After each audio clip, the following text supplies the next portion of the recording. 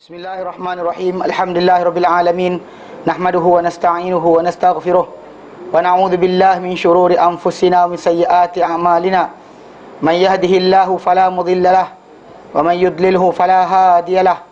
Asyhadu an la ilaha illallah wa asyhadu anna Muhammadan abduhu wa rasuluh. Allahumma salli ala Muhammad wa ala ali Muhammad kama sallaita ala Ibrahim wa ala ali Ibrahim. Wa barik ala Muhammad wa ala ali Muhammad kama barakta ala Ibrahim wa ala ali Ibrahim fil alamin innaka Hamidum Majid. Rabbi shrah li sadri wa yassir li amri wa hlul 'uqdatam min lisani yafqahu qawli, amma ba'd. Alhamdulillah, kita bersyukur kepada Allah Taala dapat lagi bersama-sama untuk kita meneruskan kelas pengajian kita berkenaan dengan kitabun nikah, dan kita dah sampai berkenaan dengan tajuk firaqun nikah, pemisah atau pengurai bagi perkahwinan. Yang mana kita hari itu bincangkan berkenaan dengan talak, dan kita dah kata dalam talak ini seorang tu bila dia talakkan isteri dia sekali atau dua kali, dia boleh untuk rujuk isteri semula selama mana tidak habis iddah, rujuk terus. Dan itu hak yang Allah Taala beri pada dia. Surah Al-Baqarah ayat 288, ayat yang ke-228. Allah Taala nyatakan wa bu'ulatuhunna ahaqqu biraddihinna in aradu islaha, dan wa ahaqqu biraddihinna fi dzalika, dan suami-suami mereka itu yang menceraikan isteri tersebut paling layak, yang paling berhak untuk mengembalikan semula, maksudnya merujuk semula isteri berkenaan dalam keadaan perceraian itu berlaku. Manakala sekiranya benda itu adalah dalam cerai pertama, cerai kedua. Kalau cerai ketiga, okey, dan maka tidak ada melainkan untuk wanita berkali kahwin dengan orang lain, baru dia boleh kahwin semula dengan suami yang sama.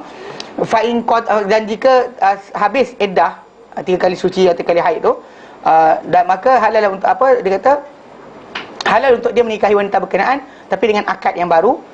Dan juga akad yang baru, dan kekal bersama dengan dia apa yang baki dengan dia talak tadi. Talak yang tertinggal tu masih kekal bersama dengan dia. Contoh kadang-kadang dia ceraikan bini sekali atau 2 kali, lepas tu kena dia rujuk, 2 tu masih lagi ada, dia tak hilang. Okey.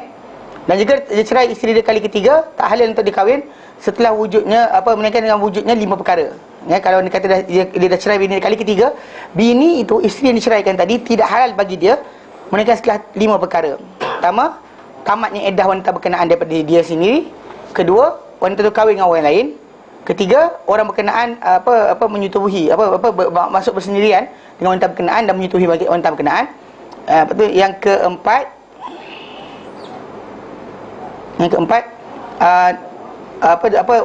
diceraikan bini berkenaan oleh orang yang tersebut.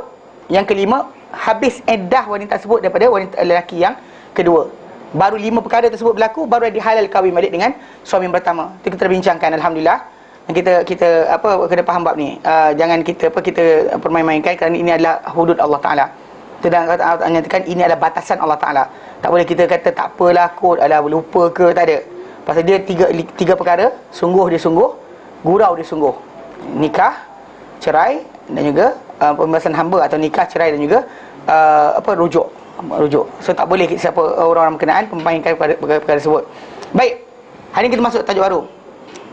Ada tak masalah pasal cerai tu? Mudah kan? Okey, kita tak ada masalah benda tu. Memang kita kata benda biasa dalam filem, drama dilakonkan semula, jadi orang tak ada masalah sangat. Baik, faslun. Ini yang bahagian yang kita mungkin jarang berlaku. Faslun. Wa idza halafa alla yata'a zaujatahu mutlaqa. Jika dia bersumpah untuk tidak menyetubuhi isterinya secara mutlak, maksud dia tanpa sebarang perkaitan tempoh, au muddatan tazidu ala 4 ashhurin, ataupun dia sumpah untuk tak sentuh isteri dia satu tempoh yang melebihi 4 bulan, fahuwa mulin, maka dia dikira sebagai orang yang telah mengilak isteri dia. Dia mulin. Ilak ni maksud dia seorang tu sumpah tak nak sentuh bini dia, dan Quran Allah nyatakan wallazina yuluna min nisaihim, orang-orang yang bersumpah untuk tidak menyentuh isteri dia. Dia ada istilah khas, ilak dipanggil.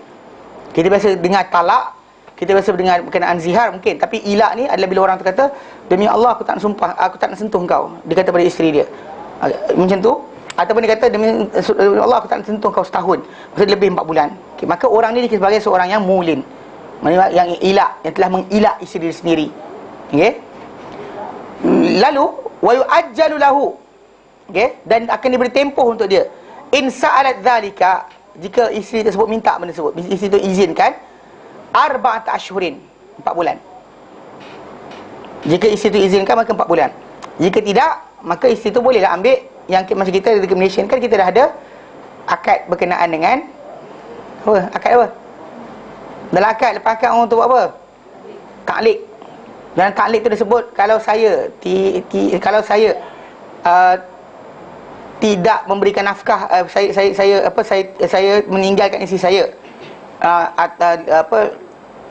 selama lebih dari 4 bulan qamariah berturut-turut, dan saya atau waris saya tidak memberikan nafkah pada dia, atau saya menceritakan dia. Maksudnya dia kata macam tu, dia sebut benda-benda yang akan berlaku kalau sekiranya. Jadi sebut 4 bulan tadi, tempoh tersebut pasal dalam Quran ada nyatakan.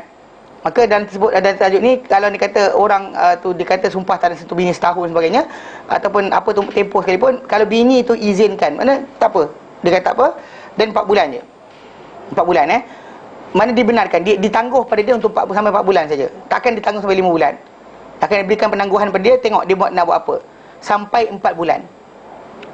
Summa, kemudian lepas tu yukhayyar, dia akan diberi pilihan. Bainal fai'ati wat takfir, di antara sama dengan dia dihabiskan sumpah dia, dan juga ataupun dia tebus sumpah dia, au at-talaq, ataupun dia kena ceraikan bini dia. Kerana benda tersebut akan memudaratkan isteri tersebut. Dia sumpah tak nak sentuh bini dia, kemudian bini dia tak dapat nafkah. Maka lepas tu tiba-tiba tempoh berkenaan dia boleh kahwin dengan orang lain. Bini tersebut tu ganting lah duduk, tak dapat tak dapat dayanan daripada dia. Maka dengan ini pemudaratan yang tak dibenarkan Islam. Maka sesiapa sumpah, kan dia kata dia sumpah, maka diberi pilihan. Kalau dia kata sumpah dia secara mutlak, tak nak sentuh, ditengok sampai 4 bulan, ataupun lebih 4 bulan, maka dia orang tadi akan diberikan penangguhan kalau bini dia izinkan. Kalau bini dia kata tak apa, saya tunggu, okey dan tak apa, tapi diberi tempoh sampai 4 bulan saja. Kemudian lepas 4 bulan tu diberi pilihan pada dia, either tebus selesaikan sumpah tadi, kalau kurang lah, kalau 3 minggu ke 4 minggu ke, dia kata sebulan kan, macam Nabi pernah buat. Nabi buat sebulan, Nabi sentuh kan, tak sentuh bini sebulan. Jadi dia kata habiskan, selesaikan sebulan tadi. Ataupun dia kena takfir, dia kena apa? Dia kena tebus sumpah dia, kafarah. Dia kena bayar denda untuk sumpah berkenaan. Dan dia actually ada, nanti kita bincangkan. Atau kalau tak nak juga, at-talaq, dia mesti ceraikan bini dia. Baik, di mana dalil dia? Tengok bawah. Dia kata yutlabu minhu ayyarji'a an halafihi. Maksudnya orang tersebut akan diminta supaya patah balik, retract balik daripada sumpah dia. Pasal itu bukan dikira talak. Melafaz berkenaan ilak ini, dia kata sumpah tak nak sentuh isteri dia, kecuali kalau dia niat itu talak, boleh talak. Dia pakai kinayah, dia kan soreh. Kalau dia niatkan talak, maka jatuhlah talak.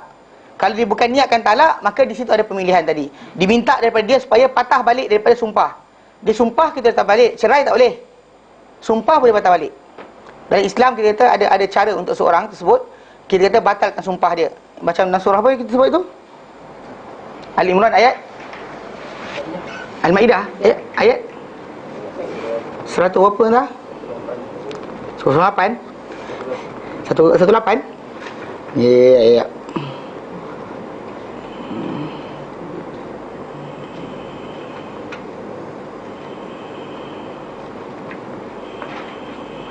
Surah Al-Maidah 89. Itu nanti siapa-siapa tengok masalah batal sumpah, itulah dia. Bahkan batal nazar pun dengan tajuk yang sama. Pada hadis Musnad Ahmad dia berkata, kafaratul nazrin kafaratul yamin.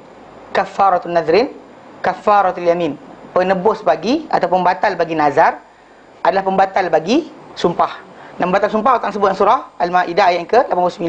Allah nyatakan, a'udzubillahi minasyaitonir rajim. La yu'akhidhukumullahu billaghwi fi aymanikum. Allah tak ambil hukum dengan kata-kata lara, kata-kata gurauan pada sumpah-sumpah kamu. Walakin, tapi Allah Ta'ala yu'akhidhukum bima aqadtumul ayman. Tapi Allah Ta'ala ambil kira ke atas kamu dengan apa yang kamu ikat dengannya akan sumpah-sumpah dan janji yang kamu nak buat. Okey. Fa kafaratuhu, maka kafarah dia, penebus baginya adalah it'amu asyarati masakin. Beri makan 10 orang fakir miskin. Min awsati ma tut'imuna ahlikum, daripada benda sederhana kamu beri makan pada keluarga kamu sendiri. Au kiswatuhum, ataupun memberikan pakaian untuk mereka. Au tahrir raqabah, ataupun berimbaskan hamba. Faman lam yajid, siapa-siapa tak dapat, fasiyamu thalathati ayyam, maka dia berpuasa selama 3 hari. Zalika kafaratu aymanikum idza halaftum, itulah penebus bagi sumpah-sumpah kamu bila kamu bersumpah. Wahfadhu aymanakum, peliharalah, jagalah sumpah-sumpah kamu. Jangan kita bersumpah tapi tak tunaikan. Kadzalika yubayyinullahu lakum ayatihi la'allakum tashkurun, demikian Allah Taala jelas kepada kamu ayat-ayat dia supaya kamu bersyukur. So itu konsep berkenaan sumpah. Jadi orang yang kata demi Allah aku tak nak sentuh kau, dia kata pada isteri dia, maka orang tersebut tak dikira talak lagi. Tapi itulah tadi, tak kira talak lagi. Cuma kalau dia niatkan talak dengan lafaz tadi, kita balik rumah mak engkau pun jadi talak. Macam berlaku dalam hadis yang kisah Suraqah bin Malik, yang kisah dia cakap pada bini dia, dan kisah Nabi SAW kata pada wanita Ibn Tajaun, ilhaqi bi ahlik, pergi ikut keluarga kau balik. Tapi niat dia adalah talak, maka jatuh talak. Macam bila Suraqah bin Malik kata pada bini dia, bila Nabi tak benarkan bini dia jaga, dia duduk dengan isteri masing-masing, maka dia suruh bini dia balik rumah keluarga dia. Dia kata ilhaqi bi ahlik, dan Nabi tak suruh dia rujuk pada isteri dia pun, isteri masih lagi sah. Okay? So lafaz tersebut yang kita panggil kinayah. Kalau orang kata demi Allah aku tak nak sentuh kau, dia kata pada bini dia, dah masalah. Dekat situ kita panggil ilak, dia panggil. Orang tu dikira sebagai ilak.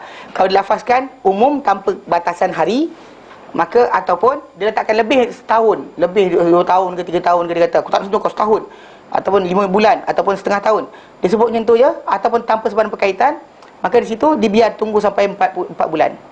Kalau bini diizinkan. Kalau bini kata saya tak redha, dan pelaksanaan lain akan berlaku. Kalau bini dia redha, tunggu, dan hanya 4 bulan saja, mahkamah akan tengok. Kalau Assalamualaikum, kalau anda sekiranya lepas 4 bulan dia tak nak, cerai tidak. Kalau dia, betul dia tengok. Kalau dia kata dia letak tempoh yang macam sebulan, maka dia tunaikanlah, tak ada masalah.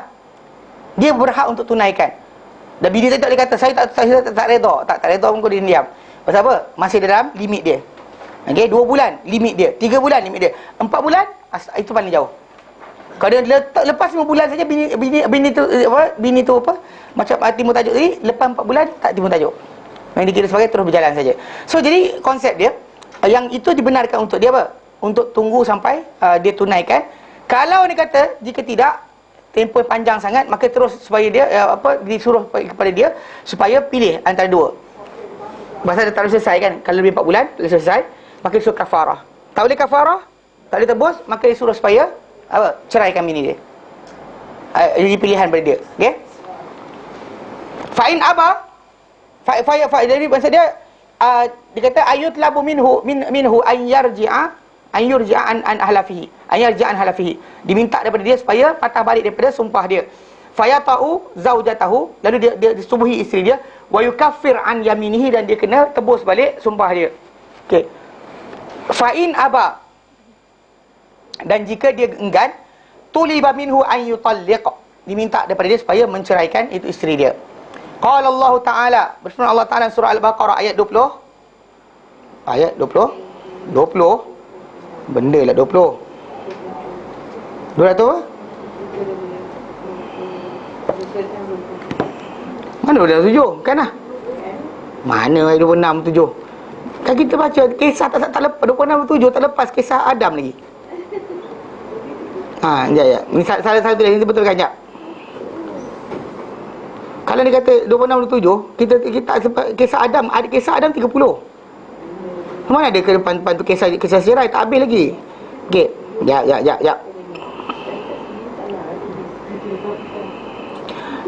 226 227 227. Jadi dalam perkataan ada huruf 2 tu. Cek balik 226 227. Okey. Dan yang berkenaan tak nyatakan. Allah Taala menyatakan lilladheena ya'luna min nisa'ihim, dan bagi orang-orang yang yu'lun, ila maksudnya dia yu'lun, maksudnya mereka bersumpah tak sentuh min nisa'ihim, terhadap isteri mereka. Sumpah tak nak sentuh terhadap isteri dia sendiri. Tarabbusu arba'ati ashhurin, disuruh dia tunggu, dinantikan dia selama apa? Diberikan penangguhan pada dia 4 bulan. Fa in fa'u, kalau mereka dapat selesaikan habis tempoh sebelum tempoh berkenaan, mereka tunaikan macam 4 bulan mereka setia, fa innallaha ghafurun, maka sungguhnya Allah Taala Maha Pengampun lagi Maha Penyayang. Wa in azamut talaqa, dan jika mereka berazam untuk talak, fa innallaha samiun alim, Allah Taala Maha mendengar lagi Maha mengetahui. So maksudnya kalau betul dilafazkan tadi untuk cerai, dilafaz pada bini dia, gunakan lafaz dengan aku tak nak sentuh kau lagi, maka dekat situ kalau dia niatkan cerai, jatuh cerai. Yang tahu siapa? Dia. Dan siapa tahu? Allah tahu. Ada terlafazkan, aku tak nak sentuh kau demi Allah, sebut yang tu dan niat cerai, habis. Jatuh talak. Ia sebagai talak, bukan jatuh sebagai ilak. Tapi ilak ni adalah lafaz untuk tak sentuh isteri tempoh tertentu, tapi tak boleh exceed daripada 4 bulan. Itu je. Okey, dia kata apa? Yu'lun ay min ilak.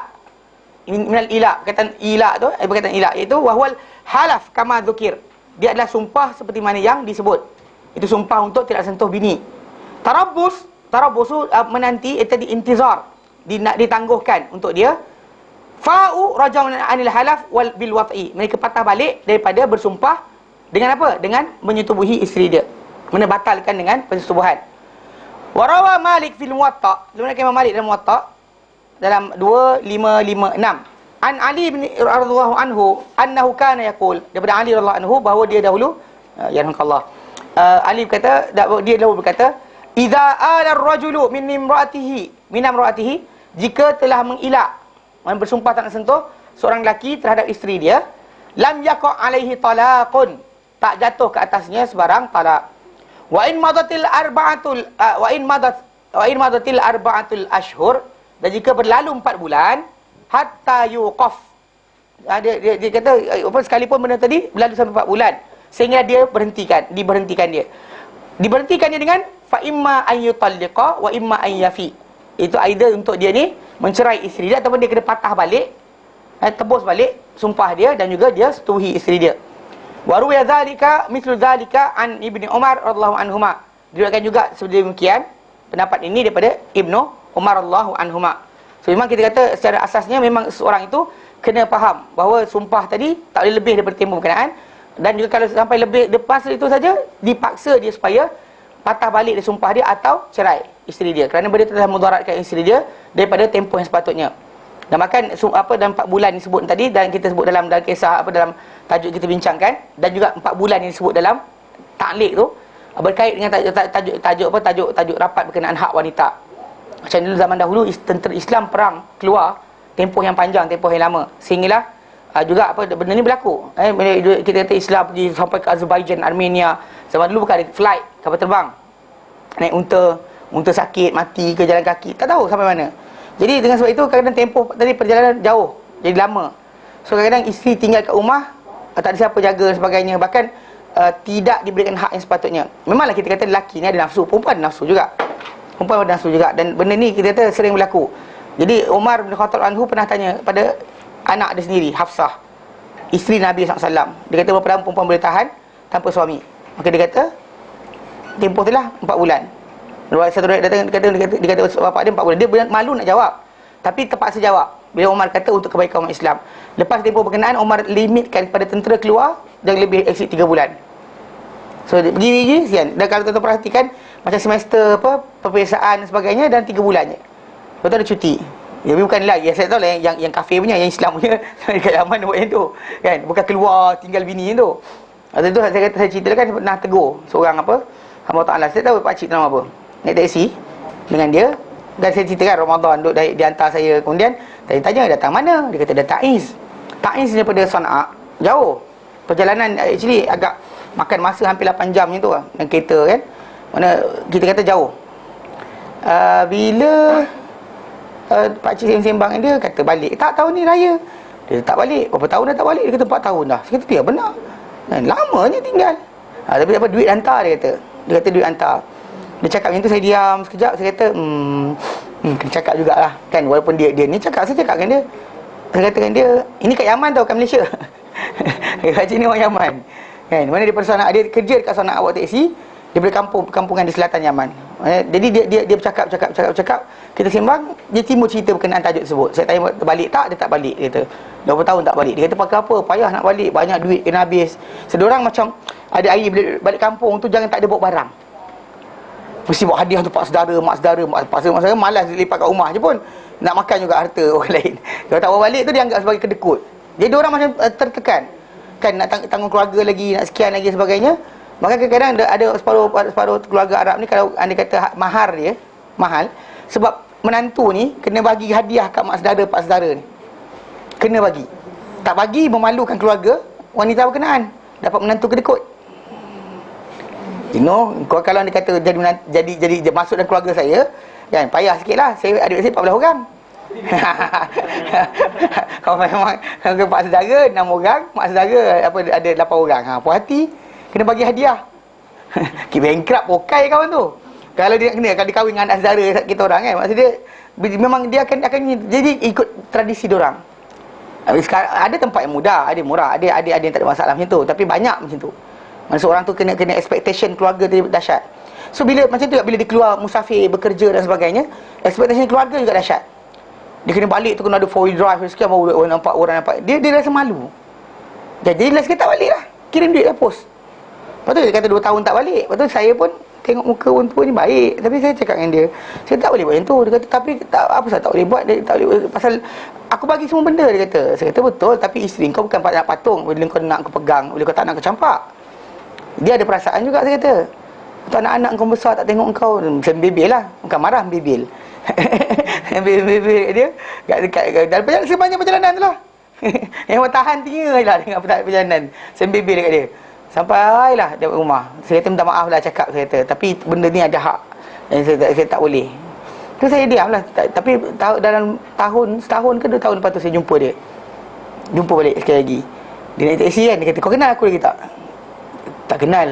Kita kata tak kenal. Dia kata akulah dulu kau jumpa berapa tahun lepas. Dia kata kita jumpa kau cakap macam ni. Dia kata aku balik dah kampung aku. Dia kata setahun sekali balik. Dia tak buat macam tu lah, perangai macam tak buat. Dia kata alhamdulillah lah. Tapi itulah kita tahu, pasal kadang-kadang orang lupa. Dia kata dah bagi barang makan banyak dah, kenyang-kenyang beras kan, belakang tu ada gudang lagi. Bukan cakap beras, gudang beras kan. Jadi takkanlah kebuluran, tak, bukan itu alasan. Pasal layanan kepada isteri tadi tetap berjalan. Walaupun lelaki yang biasa menunjukkan perangai tak senonoh atau perangai lucah kan, sebenarnya benda berkenaan pada wanita juga ada hak. So tak boleh biarkan itu. Jadi dengan sebab itu Islam sekat, jangan ada sesiapa menzalimi sesiapa. Walaupun di atas dasar kata wanita tu sanggup sekalipun, still tak boleh. Fitnah ke atas dia cukup besar kan. Jadi kita lelaki tadi kena jadikan isteri dia bersih daripada sebarang pemikiran yang salah. Termasuk di antaranya kita layanan tadilah. Yang pentingnya layanan tadi, supaya jangan sampai bini dia, isteri dia jadi diganggu oleh syaitan atau dimasuki oleh bisikan syaitan untuk buat maksiat. Itu kena faham konsep ni. Jadi dengan sebab itu kita kata tak boleh orang tu kata sumpah tak nak sentuh bini dia, kemudian tinggalkan macam tu. Tak boleh. Kan cerai tidak apa tidak. Jadi sebab kenapa mahkamah kan interfere, masuk campur. Kalau dia lafazkan macam tu, mahkamah kena interfere atau keluarga kena interfere, supaya jangan sampai benda tu punya kezaliman ke atas wanita berkenaan. Kalau kita ada dengar adik-adik kita buat macam tu, kalau adik-adik kita lelaki, tegah dia, jangan biarkan dia buat macam tu menzalimi orang lain kan. Kita kata kerana ini adalah amar ma'ruf nahi mungkar.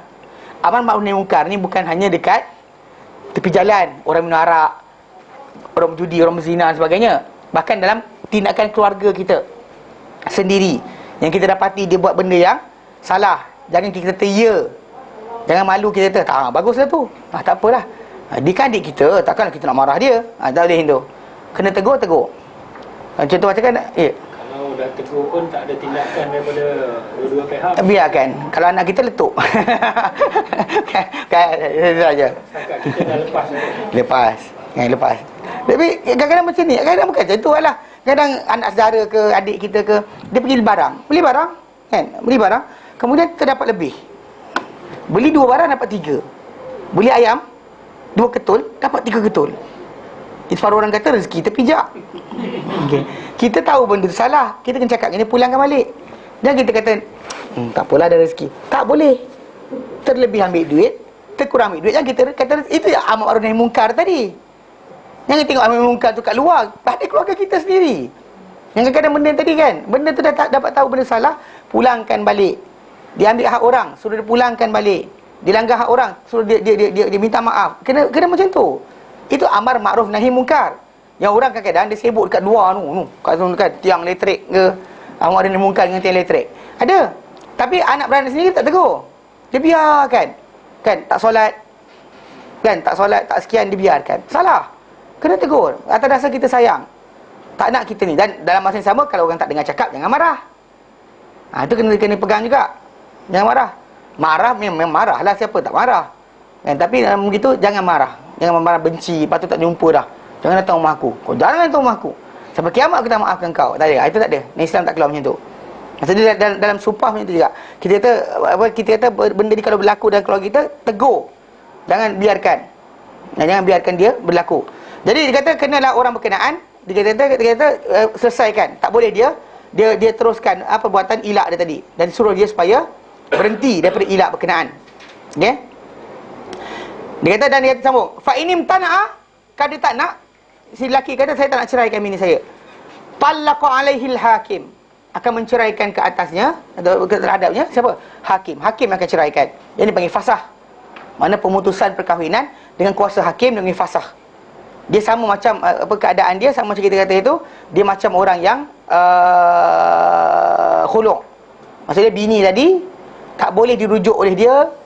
Kena kalau nak kahwin balik, nikah baru, akad baru, mas kahwin, akad baru, mas kahwin, akad baru, redha wanita berkenaan.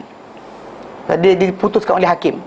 Kalau putus dengan lafaz suami berkenaan, dia ada dia punya iddah. Iddah rujuk dipanggil. Yang ini tak ada iddah ada, rujuknya tak boleh. Rujuknya tidak boleh. Kalau saya tadi kan kes tadi, seorang lelaki itu dia buat macam tu pada isteri dia. Dia sumpah tak nak sentuh bini dia. Kemudian bawa kes ke mahkamah. Hakim kata suruh ceraikan. Lepas limit dah. Dia tak nak patah balik, dia tak nak langgar sumpah dia.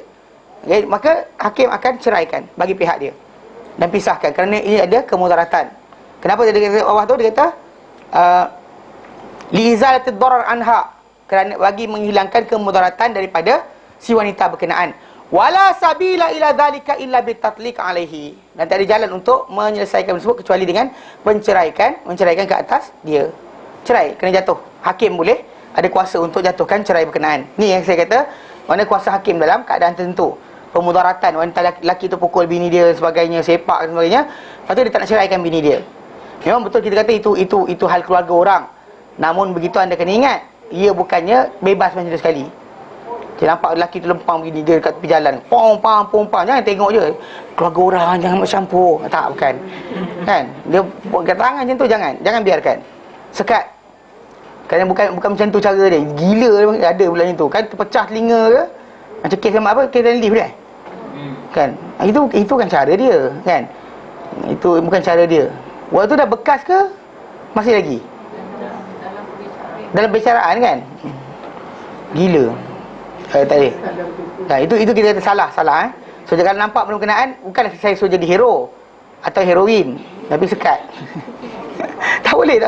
Benda macam ni bahaya. Kita kata pasal kadang-kadang ada manusia ni rasa kalau dia buat benda tu, tak ada siapa nak cuik dia, dan dia buat. Kadang-kadang ada orang tertahan dengan sebab malu pada manusia lain, atau dia rasa orang boleh sekat dia, maka dia akan berhenti. Tapi kalau kata dia tak ada siapa boleh sekat dia, itu masalah. Penzaliman yang tak sepatut berlaku. Yang sepatutnya zaman kita sekarang ni dah bertamadun tinggi dan sebagainya, ada televisyen nipis, kan? Ya, apa tu nipis kan? Ada 3G sebagainya, tapi bangang macam tu juga. Baik. Jadi maksud dia memang dituntut dalam Islam untuk perkara berkenaan. So ada soalan tajuk ni. Ni ilak ni simple je. Dia orang tu kata dia kata cerai. Dia kata aku tak nak sentuh kau. Dia kata begini, demi Allah aku tak nak sentuh kau, ataupun aku tak nak sentuh kau selama-lamanya. Aku tak nak sentuh kau 6 bulan. Aku tak nak kau. Disebut macam tu saja, maka apa dalam keadaan tersebut kenalah dia apa? Dia apa? Disuruh pada dia either lepaskan, bayar kafarah, ataupun ceraikan isteri dia. Tak boleh dibiarkan macam tu. Ada penzaliman. Kalau dia buat sebulan, let go lagi. Kalau 2 bulan, okey. Masuk 4 bulan, tak boleh. Tak dibenarkan. Jelas? Okey. Seterusnya, faslun wazihar. Faslun waziharu, dan zihar itu an yaqula ar-rajulu, bahawa berkata seorang lelaki li zaujatihi, kepada isteri dia. Ni kita dah ambil dan tafsir, kan? Bahawa seorang lelaki itu berkata kepada isteri dia, anti alayya ka zahri ummi, engkau padaku di sisiku seperti punggung ibuku. Maksud dia macam ni. Dia kata badan wanita berkenaan dia samakan dengan mak dia sendiri. Dan ini sebenarnya adalah satu kaedah pada zaman Arab dahulu untuk menggantung isteri tanpa tali. Maksud dia, bila lafazkan kalimah tersebut, isteri itu tidak tercerai, still isteri dia. Tapi dia tak boleh sentuh sebab dia jadi mak dia. So jadi isteri tadi haram sentuh, tapi masih bini. Jadi benda ni menyebabkan gantung tak bertali lah. Dan biasanya dibuat benda berkenaan pada zaman dahulu, dan hatta ketika awal Islam, ketika awal keadaan berkenaan, Khawlah binti Sa'labah, seseorang wanita dari zaman jahiliah, zaman Islam, awal Islam tu, dia dah di antara yang terkena perkara ini. Bila mana suami dia telah menzihar dia, suami dia mulut lepas, kena marah bini, dia lepas bercakap. Dan dia menyebabkan bila dia zihar bini dia mengadu pada Rasulullah SAW. Khawlah bin Sa'labah ni, dia jumpa Rasulullah, dia kata, "Ya Rasulullah, dia habiskan kerja majaanku, akan harta aku, perut aku ni lahirkan anak dia. Bila aku dah jadi tua macam ni, dia zihar aku. Ya Rasulullah, aku mengadu pada engkau." Dia kata, "Aku mengadu pada engkau." Lepas tu, jadi bila Rasulullah diam, Rasulullah tak cakap apa, pasal benda tu masih lagi dikira sebagai cara yang tak ada lagi diberi teguran oleh Allah Subhanahu Wa Taala. Maka bila dia berulang cakap itu, akhirnya Allah Taala pun turunkan Al-Quran, "Qad sami'a Allahu qaulal lati tujadiluka fi zawjiha wa tashtaki ila Allah." Qad sami'a Allah, surah Al-Mujadalah. Qad sami'a Allah qaulal lati tujadiluka fi zawjiha. Sesungguhnya Allah Taala telah mendengar kata-kata wanita yang menghujah engkau pada suami, tentang suami dia. Tujadiluka fi zawjiha, dia hujah engkau tentang suami dia. Wa tashtaki ila Allah, dia mengadu kepada Allah Taala. Wallahu yasma'u tahawurakum, Allah Taala dengar perbualan kamu berdua. Innallaha sami'un basir, Allah Taala Maha mendengar dengan Maha mengetahui. So Allah Taala pun lepas tu turunkan berkenaan dengan hukum dia. Mana orang berkenaan ada hukum yang khas untuk dia. Okey, fa idza qala laha dzalika, mungkin ada orang kata, "Ustaz, zaman sekarang payah pun terjadi." Itu masalah payah terjadi, itu benda lain. Tapi hukum tadi dah Allah Taala rekodkan dalam Quran, kita tetap pakai sebagai hukum yang berjalan. Maksud dia, benda ni kalau kita bincang itu, dia ada kaitan dengan tajuk kesucian ibu lah. Maksud dia, macam kita tak boleh kata benda lain sebagai Tuhan, kita boleh kata wanita-wanita mana kita jumpa sebagai mak. Dia pasal takut terbina dalam diri orang berkenaan penyakit jiwa, psikopat. Dia tengok perempuan lain, teringat mak dia. Yang sini berlaku zaman dekat dalam apa masyarakat barat sekarang ni, incest dan sebagainya kan. Dia tengok perempuan lain tapi teringat mak dia. Dia tengok orang, dia suka orang perempuan yang serupa macam mak dia. Itu benda macam tu, ia adalah benda yang masalah. Dia nampak objek seks tadi kepada mak dia sendiri. Maka tak boleh, pasal benda tadi, kalau kita benda berkenaan akan menyebabkan rosaknya akal manusia berkenaan. So pelafazan benda tersebut pun adalah apa? Haram. Dan bahkan ada konsekuensi kalau dilafaz pada bini dia. Saya cakap, lengan you macam lengan mak ai. I minat you sebab lengan you macam lengan mak ai lah. Habis. Okey. Zihar dipanggil zihar. Dikahwinnya dengan perempuan berkenaan. Tapi macam kita kata, dia berlaku lepas pernikahan lah. Kalau jumpa perempuan tu, saya suka awak sebab awak rupa mak saya. Ada masalah juga. Tak kahwin lagi. Elak kahwin lah masalah. Kan? Dia cakap, awak masak macam mak saya tak apa kan? Macam mana? Masak tak? Dia tubuh badan. Tubuh badan. Jangan baru masak tak ada benda. Beletir macam mak, okey, tak ada hal lagi. Kau beletir macam mak saya, kenapa? Tak ada hal lagi. Dia tapi bahagian tubuh badan. Pasal tubuh badan lah. Dada ke, punggung ke, kaki ke, muka ke. Kalau perempuan tak dengan lelaki, Tak ada salah. Pasal lelaki jatuhkan talak, bukan perempuan. Mana perempuan gantung lelaki tak bertali. Digantung je lelaki tu terbang macam layang lah. Kan? Kau gantung dia lari. Cari lain, lelaki tak ada masalah sangat. Pasal yang akan tertindas wanita. Dan Islam jaga benda ni, orang tak faham. Kan? Pasal benda ni, konteks benda perkara ni adalah benda yang kita kata, yang kita perhatikan balik, wanita yang akan tertekan. Maka Islam awal-awal lagi letakkan garis panduan. Pasal memang berlaku zaman jahiliah dulu. Macam kita katakan, bila zaman dahulu kalau seorang wanita tu kematian suami, edah dia bukan setakat edah biasa. Kan? Dia kena duduk sebagai penghormatan suami dia, duduk satu bilik tempat, tak keluar, buang air situ, kencing situ, makan situ, setahun tak boleh keluar. Lepas keluar tu, tak tahulah, dengan mikroorganisma yang ada pada dia tadi, dia sentuh anjing mati. Disebut oleh para hufaz hadis. Bila golongan wanita ni tak puas hati, kita nampak bulan 10 hari tu kan, Nabi kata, kamu tahu kalau sekian dahulu kamu buat macam mana, Islam bagi kelonggaran jauh. Pasal atas dasar kehormatan. Kalau anda kata orang India terjun terus dengan laki tu mati, dia bakar, bini kena terjun dalam api tu, tanda setia. Sebab bimbangkan. Dan zaman dahulu kan kita kata ada konteks macam apa, berkahwin dengan janda tak boleh. Di dalam masyarakat India kan dahulu tak boleh. Sebab ada filem pun. Apa filem nama dia? Filem? Aku ingat pula filem ni. Sanggam bukanlah. Sanggam tu kan janda. Diorang ni masalah. Apa sembang kat belakang tu? Ha? Dia tak dengar. Itu masalah. Sembang apa? Okey. Saja kacau. Okey. Dia tak boleh. Bahkan pasal dia kata apa? Nak jaga rahsia suami mati tadi, supaya sampai orang lain tahu tentang ialah takurak ada ke, tak lalat kat mana ke sebagainya, maka tak boleh kahwin. Tak boleh kahwin. Merupakan Sami tak kahwinkan. Sami tak kahwinkan. So konteks ini kita kata dalam Islam itu paling ringan. Paling ringan. Tak tahu bangsa lain ada ikut terjun sekali. So, tanam sekali dengan bini tu. Wallahu a'lam. Ini konteks Islam ringankan hukum tadi. Daripada macam tu punya dahsyat kepada apa? 4 bulan 10 hari. So Nabi kata kamu tahu dah bila dia orang perempuan cakap banyak. Nabi kata kau tahu dulu sebelum zaman jahiliah macam ni. So zaman jahiliah tadi mungkin untuk jaga kehormatan ibu apa, mak tadi kan, dia buat macam tu. So dia lafazkan suatu benda, tangan samakan dengan mak, kaki ke, I minat you sebab kaki macam kaki mak I. Ini masalah lah. Maksud dia orang tu ada penyakit jiwa. Dan itu sebab kenapa ada kaitan nanti kafarah, nanti ada kaitan dengan puasa. So puasa sebab apa? Sebab puasa ni antara benda yang paling baik membetulkan balik saraf manusia. Ni kan orang bunuh silap pun puasa, orang buat kerja macam ni pun puasa, orang langgar pergi bersetubuh pada siang hari pun puasa. Sebab dia ini dah benda yang kita kata boleh betulkan. Pasal manusia kadang ada sikit mindset yang salah, nak bagi dia betul balik, puasa yang paling baik. Cuba puasa.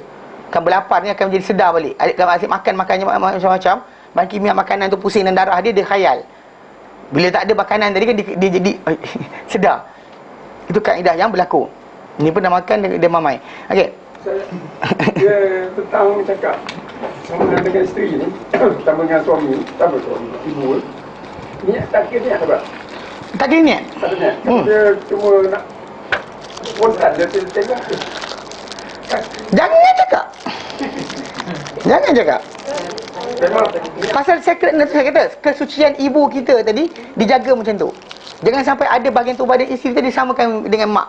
Sebab kalau dia kata orang tu boleh samakan, then apa jadi? Macam dia syaitan akan masuk, macam pegang mak, macam tengok mak, macam cium mak, macam sekian. Dia kan extend. Benda ini tak boleh.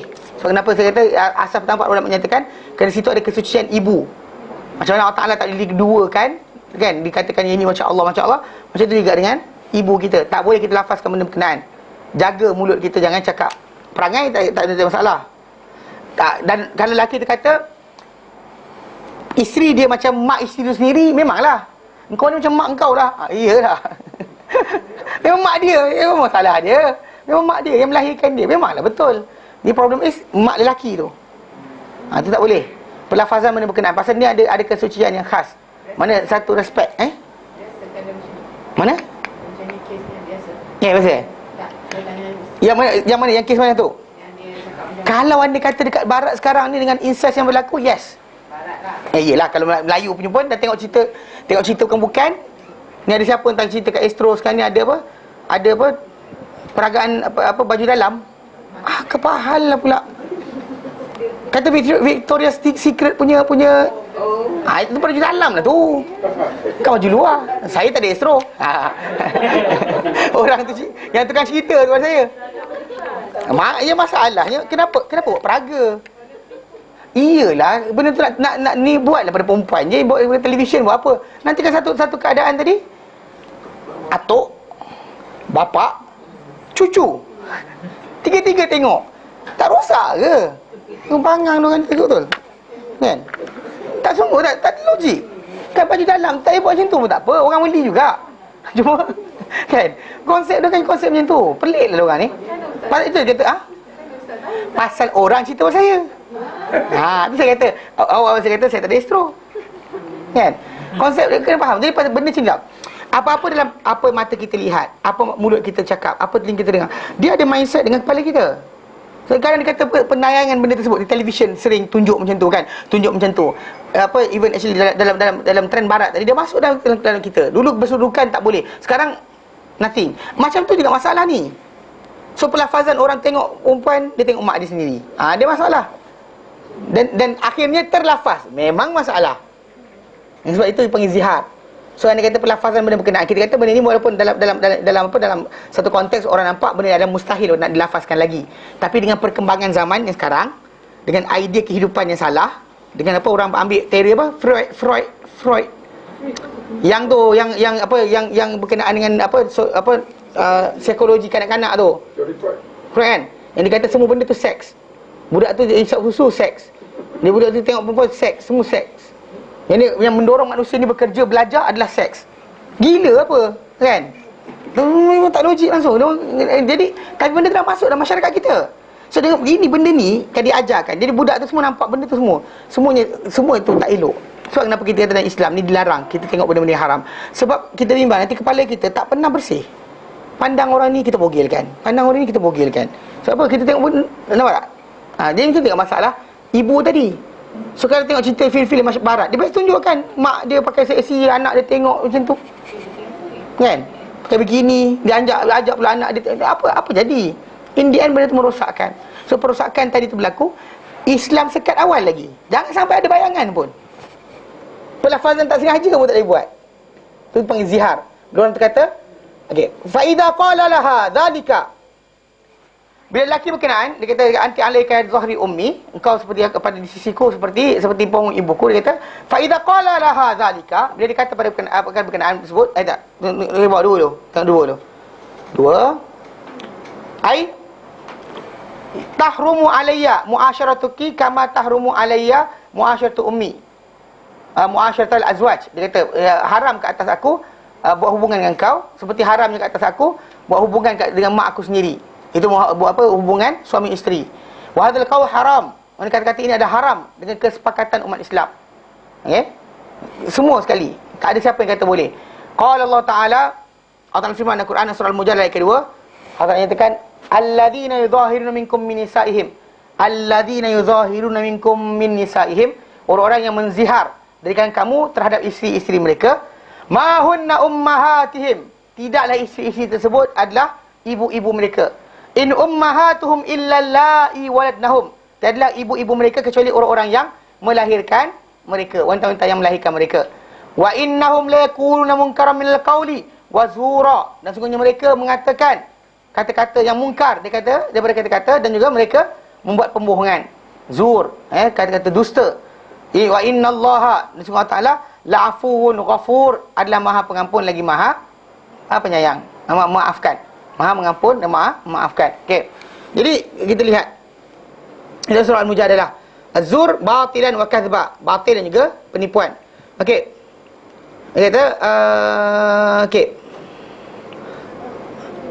Fa idza qala laha zalika, dan bila dicakap perkataan berkenaan padanya, pada isteri dia yang tak sepatut terlintas pun, walam yutbi'hu bit talaq, dan dia tak dikori lafaz tersebut dengan talak. Contohnya engkau ni macam mak aku lah, aku ceraikan kau. Dia tak cakap dia tak sebut yang tu.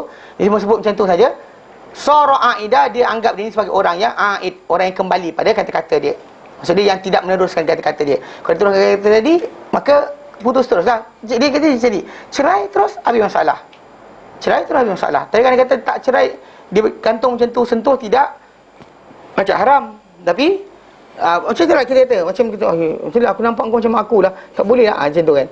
Jadi benda tadi dah timbul tajuk, maka dengan sebab tersebut kita kata dia dikira anggap orang yang aid. Walazimatul kafarah, maka orang tersebut yang tak nak ceraikan bini dia dan keadaan tadi dianggap sebagai orang yang kena kafarah, mesti dia kena kafarah. Wal kafaratu, dan kafarah dia adalah atqu raqabatin mu'minah, membebaskan seorang hamba wanita yang beriman. Salimatin minal uyubi wal mudarrati bil amali wal kasbi. Okey? Mana dia selamat, yang hamba wanita tadi mestilah yang selamat daripada sebarang keaiban al-mudirrata, yang memudarat, yang mengganggu, bil alam amali wal kasbi, bagi bekerja dan juga membuat usaha. Mana semua elok dah, mana hamba yang sempurna. Fa illam yajid, kalau tak dapati hamba yang macam tu untuk dibebaskan, fasiyamu syahraini mutatabi'ain, maka dia berpuasa 2 bulan berturut-turut. 2 bulan berturut-turut. Ni yang kita kata yang pembetulan apa? Mindset dia yang salah tadi. Kan? Mana nak samakan benda lain. Kau ni macam kucing ke tak pergi? Asal macam kucing, kan? Kenapa nak rengek ni? Macam ayam lah pula. Contoh, dia cakap lah anything else. Sama dengan mak je. Itu masalah dia. Adik-beradik, jumhur para ulama mengatakan mak saja. Tapi yang ni kena lapas tak kalau kata-kata terlintas di hati. Terlintas di hati tu, itu dia kata. Najis dalam perut selagi tak keluar, tak najis. Najis kan dalam perut tu. Ada tak najis? Ada. Kan kalau tak bukan kentut berbau. Okey. Anyway, selagi tak keluar, selagi tu diam. Tak ada salah. Dia keluar saja ada hukum. Konsekuensi actually lepas keluar. Konsekuensi apa dia saja. Kita niat, aku nak bagi hadiah kat kawan ni. Tak ada benda. Selagi tak ada macam timbul lah tuntutan. Orang tak tanya, kenapa kau tak bagi? Mana ada? Tak bagi? Tak ada. Actually tak ada timbul tajuk. Cakap saja ada masalah. Kita cakap saja, kita serah. Perbuatan ni konsekuensinya boleh jadi. Konsekuensi dalaman tak jadi. Kita berniat satu benda tak lafaz. Selagi itu tak jadi. Macam lelaki terlintas dalam kepala dia. Cerai juga bini aku nikah dia macam tu. Kau marah sangat kan? Tapi dalam kepala dia tak ada benda lagi. Dia lafazkan perkataan yang ada iringan. Habis. Siap. Kena lafazkan. Benda ni pelafazan. Dia tak boleh jiwa macam tu. Kecuali orang tuan bisu. Dia isyarat. Gitu. Dia isyarat tadi akan jadi. Mesti lafaz. Masalah kita kata dia akan jadi rosak cuma bila keluar saja. Apa-apa keadaan sekalipun, macam kita terlintasan hati kita dan sebagainya, ia tidak menjadi hukum lagi. Tapi kita kalau ada keraguan, ada tak elok, buanglah, itu je lah. Kan? Tapi kalau kata kita lafazkan saja, maka hukum berjalan. Hukum berjalan terus. Dia macam cerai lah. Selagi tak lafazkan, tak jadi apa. Dia lafazkan saja, atau dia type SMS, dia hantar, habis. Tulis surat, dia hantar. Sampai kat perempuan tu buka surat, ada, jalan, jatuh. Kalau orang bisu tu, kalau dia cakap bahasa isyarat tu, macam tu? Bahkan dia kena effort, kena tunjukkan. Bukan macam tak boleh. Dia buat, dia tunjukkan. Gitu dia tunjuk. Jatuh. Dia tunjuk. Kena silap mana? Silap mana, salah lah. Dia kena pakai penterjemah lah. Apa kau maksudkan? Dia pandai-pandai lah. Ada tak orang faham? Dia faham. Ada orang yang faham. Ada keluarga dia ke siapa yang faham. Jadi yang pentingnya kena zahirkan. Tak zahirkan tak ada salah. Dan kalau dia kata ada terlintas dalam kepala kita itu, maka maksud dia kena istighfar banyak Allah Taala. Minta syaitan, Allah Taala jauhkan syaitan daripada kita. Baik. Yang puasa 2 bulan ni, kalau dia tak komplain minum 2 bulan. Ulang balik. Baik. Kalau ditunda. Balik. Ulang balik Ustaz. Double ke atau tak? Sama 2 bulan 2 bulan juga. Dia puasa dah 59 hari. 59 hari. Dia pendek-pendek kau Ustaz. 59 hari. Tak, 59 hari. 59 hari dia puasa. Lepas tu cak, alamak, ada kenduri kambing hari ni. Dia makan, dia buka, start kosong balik. From zero. Dia tak ada zero balik. From zero. Dia punya minta maaf tak? Dia punya hikmah ada tu apa? Itu je tadi. Masalah puasa tadi tu sebenarnya.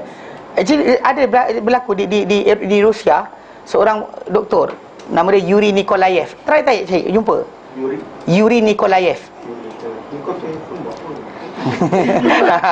Yuri Nikolaev. dia bawa anak buah dia ni, dia macam-macam benda dia buat.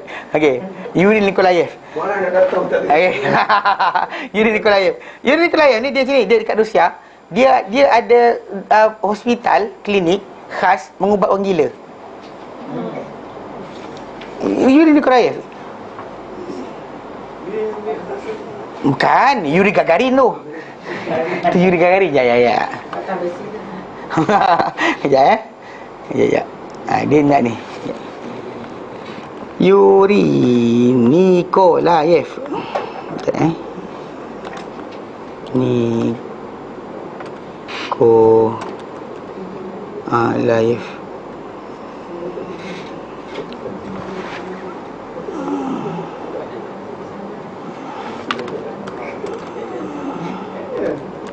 Fasting.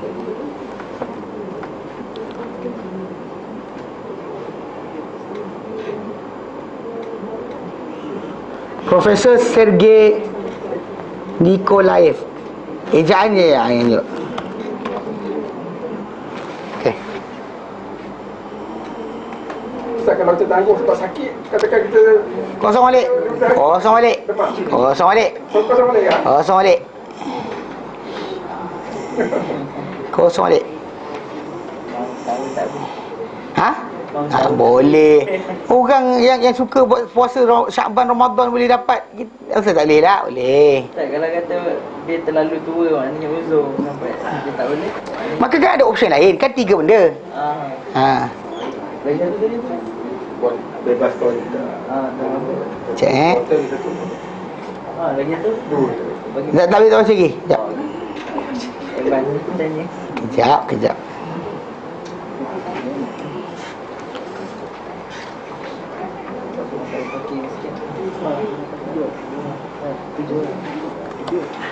Ha? 60. 60. Okey, ni. Ada gambar tidak? Kalau tak ada gambar tak ni? Yuri Nikolaev. Yuri Nikolaev. Alah, kecil dah pula. Ya. Hilang langsung. Salah tu ni.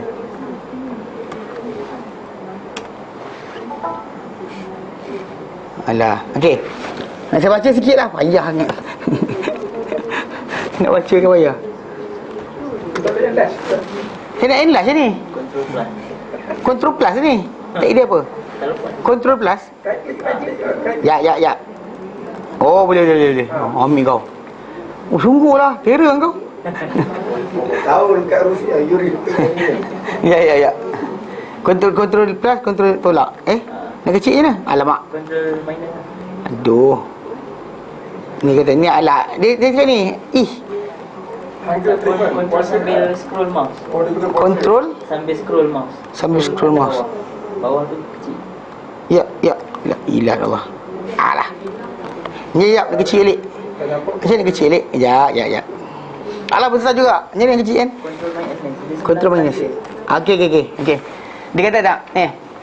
Dr. Yuri Nikolaev say the hunger treatment as Soviet psychiatrist term fasting give the entire nerve system and the brain rest. Dia kata the body is also cleansed of poison and the tissues and the various glands are renovated.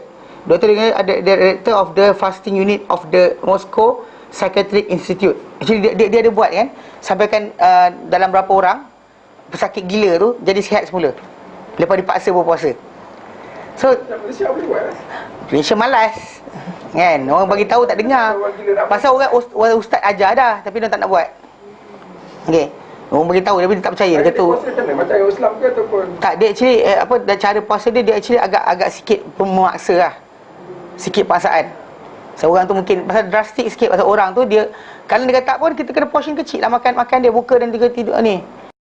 Dia memang dia, tapi dia orang akan jagalah, orang monitor dia punya blood pressure dan sebagainya, jangan sampai mati orang sebut. Tapi memang dia buat kaedah tadi puasa dan orang tu dapat sihat semula, gila jadi sihat semula. Tahu?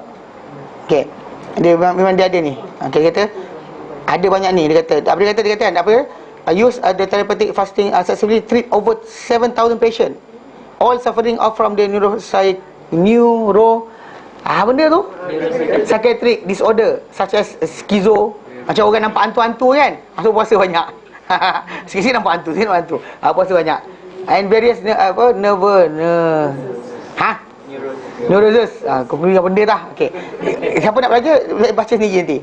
Jadi memang itu kata di hikmah dia banyak. Okay, puasa ni sebab Allah Taala Allah Taala tak perlu ibadat kita. Dan puasa kita ni bukannya orang nak kita puasa je orang ni dapat sihat. Mana ada kaitan badan kita dengan badan dia. Tapi atas diri orang berkenaan. Ya, supaya puasa tadi tu. Kan ikut zihar apa satu saya kata pasal benda ni kadang-kadang kata manusia ni atau cara pemikiran manusia ni kadang-kadang dia tak betul. Kadang-kadang pasal nerve dia salah. Ada cacat dan sebagainya. Jadi kecacatan dia boleh dibaiki dengan berpuasa. Tapi kalau kita niat untuk nak sihat, Orang tu gila. Kita nak buat macam tak niat, kita yang paksa dia. macam zon dia kan, kata anak kita boleh puasa. Jangan sebut pada dia. Suruh dia puasa je lah. Dia skill kan, suruh dia puasa. Kita yang niatnya dia. Kita yang menyuruh. Macam orang gila tadi, mana dakwah itu sama Radin kan. Radin ini gila kan. Macam mana Mereka bagi dia makan kira. puasa berbatal lah, yang agak drastik sikit. Puasa yang boleh minum tak makan. Tak juga, tak semestinya. Pasal dia orang kaji, memang dalam siapa-siapa puasa minum air kencing daripada hari berkenaan cukup mahal. Air kencing orang yang puasa dia puasa tahan makan tapi dia minum air. Air kencing dia mahal gila. Tahu kenapa? Okay, ni bila orang tu puasa, kalau dia tak makan, dia tak minum, semua sel dia akan retain dia punya retain nutrien, vitamin dan sebagainya dalam setiap dinding sel. Pasal otak hantar isyarat, tuan kau tak makan, jangan lepaskan apa-apa. So dia retain, dia akan dikeluarkan bila nak pakai je. Tapi bila orang tu minum, apa jadi? Setiap sel tu akan buka, maka semua nutrien tu akan dibawa keluar. Maka orang yang puasa minum air, dia punya air kencing paling mahal hari tu. Vitamin, mineral dan sebagainya semua keluar. Semua. Dia berkhasiat lah. Berkhasiat gila. Tapi dia terdedah kepada penyakit. Dia akan kena masalah mula krem lah apa sebagainya kan. Kejang. Pasal nutrien dia semua keluar sama air kencing. Pasal otak kita ajar, bila air masuk dia kan, pasal bila minum kejap lagi makan, dan dia start lah. Itu cara dia. Dia otak kita dia boleh program. Macam orang nak bangun tidur pagi lah kan, boleh program. Mana kita kata tak boleh program? Kita boleh program. Biasakan bangun pagi awal kan. Dia kata jaga, biasakan tidur terus. Dia kata tidur lah cilik-cilik, Allah lama lewatnya. Macam tu kita train, boleh latih diri kita.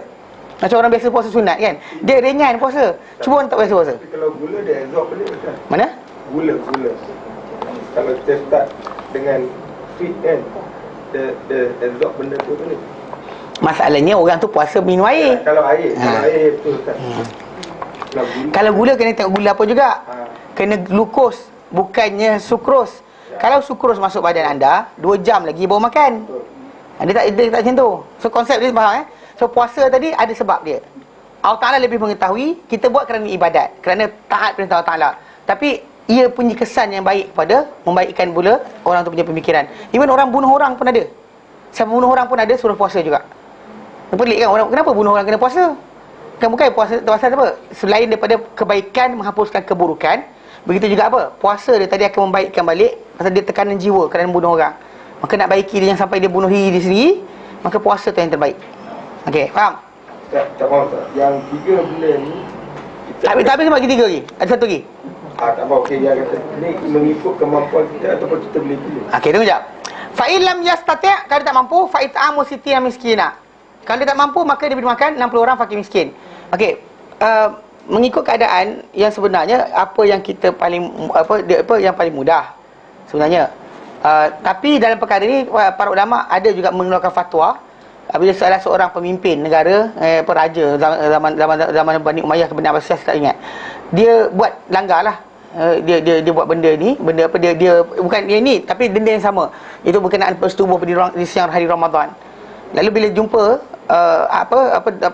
ulama mufti kata suruh dia ambil puasa turut. Pasal nak bagi makan fakir miskin, kau duit kau banyak. Engkau nak bebaskan hamba, bersepah hamba kau nak bebaskan. Puasa turut dia bagi pada raja berkenaan. Tapi raja tersebut ikut cakap. Raja sekarang tak ikut cakap, raja dulu ikut cakap. Bagi tahu dia dengar. Mana ulama cakap dia dengar dan dia buat. Jadi kadang-kadang menunduk kepada benda berkenaan.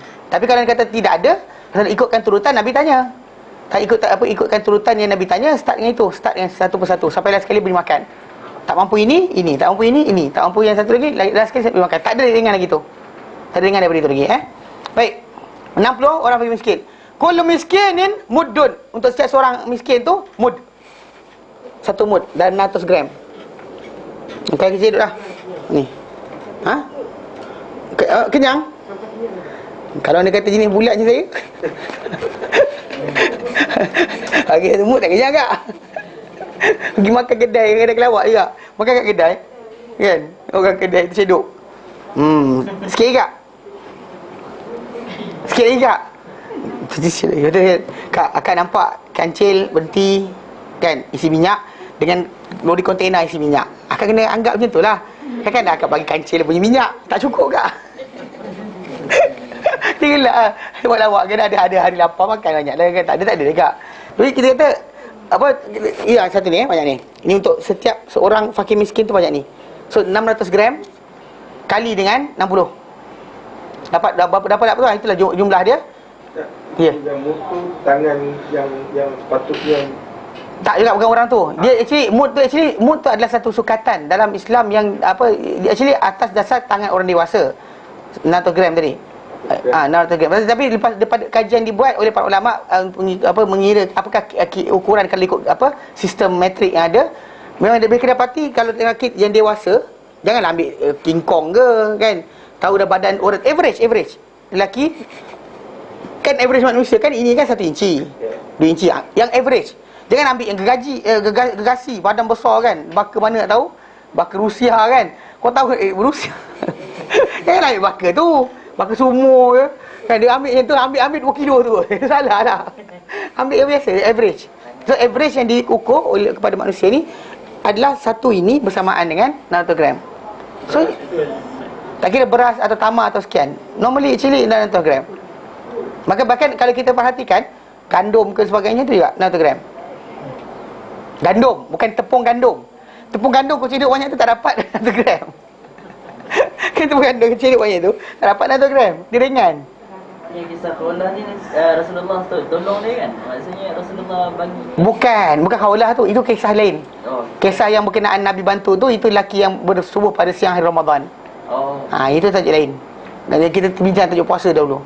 Yang ini khaulah ni bukan dia kena bayar. Suami dia bukan suami dia. Suami dia diberi pilihan antara 3 perkara tersebut dan dia bayar. Dan kemudian bila tak cukup, baru Nabi tolong. Oh. Kan nak bayar kan? Dia tolong bayarkan untuk suami dia. Dan suami dia buat jahat. Dah faham tu? Dia bayarkan untuk suami dia. Lepas tu tak cukup, Nabi tambah. Bukan yang kisah yang Nabi bagi pada orang tu, pergi sedekah pada orang miskin tu, itu kisah yang lain. Kisah yang lelaki bersubuh dengan isteri pada siang hari Ramadan. Yang ini kisah Khalid Salabah, lepas Nabi bagi tahu itu, nak suruh yang pertama tak ada, dia hamba. Suruh puasa, dia kata dah tua, suruh dia bagi makan 60 fakir miskin. Lepas tu Khaulah keluarkan sebahagian, Nabi bantu sebahagian. Bukan Nabi sepenuhnya. Nabi keluarkan separuh, dia keluarkan separuh. Okey. Wala yahillu lil muzahiri wa wat'uha hatta. Dan tidak halal untuk orang yang menzihar tadi untuk menyetubuhinya, menyetubuhi isteri berkenaan hatta yukaffira, sehingga dia membayar kafarah. Selagi tak bayar kafarah, sekali lagi dia tidak boleh pegang isteri dia. Faham tak? Pegang tu bukan maksud dia kata bini tu gaul tu saya pegang. Kan begitu. Macam mana kalau pegang kau tak tebus lagi? Kan maksud dia menyetubuhi lah. Kan? Enggak salah faham juga masalah. Pasal dalam Al-Quran Karim Allah tak pernah gunakan perkataan persubuhan, jima' dan sebagainya, tak ada. Normally dia akan kias, gunakan lafaz yang kita tahu budak kecil baca pun tidak ada pening kepala. Maksud tak ada. Bagai berkata masa la masa digunakan macam tu. Masa dia bermasa sentuh, la masa bersentuh-sentuhan. Meaning yang kita kata budak kecil pun tak pening kepala nak baca. Siapa baca tak ada masalah. Cukup umur ke tak cukup umur tak ada jadi masalah. Kadang-kadang kata gunakan perkataan-perkataan yang pelik ada masalah, kena penjelasan yang apa kita kata lafaz-lafaz yang lucah tak ada. Dalam Quran dan hadis Nabi tak ada lafaz lucah. Itu kena faham. Ini menunjukkan bahawa terpeliharanya wahyu Allah Ta'ala daripada sebarang benda-benda yang tak elok. Hatta kata-kata yang lucah pun tak ada. Kata-kata yang menggambarkan benda tak elok pun tak ada. Tak ada benda berkenaan. Sebab digunakan perkataan min qabli an yatamassa, sebelum mereka saling bersentuh-sentuhan. Tak digunakan saling bersetubuh. Tak digunakan lafaz tu. Faham okey.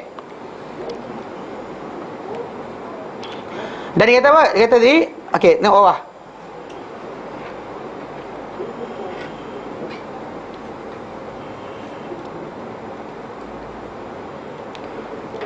Nombor 1.